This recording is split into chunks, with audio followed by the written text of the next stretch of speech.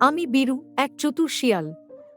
আমার জীবনে একটাই দুঃখ ছিল, ভালোবাসার অভাব। কিন্তু একদিন গভীর জঙ্গলে মিনা নামের এক সুন্দরী শিয়ালিনীকে দেখলাম।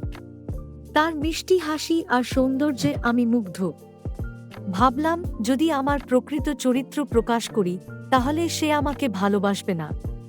তাই কিছু অদ্ভুত কৌশল ব্যবহার করার সিদ্ধান্ত নিলাম। প্রথমে আমি তার সামনে কিছু ফল রেখে আসলাম। সে অবাক হয়ে দেখল, কিন্তু কিছু বলল না। পরদিন আবার ফল, তারপর আবার।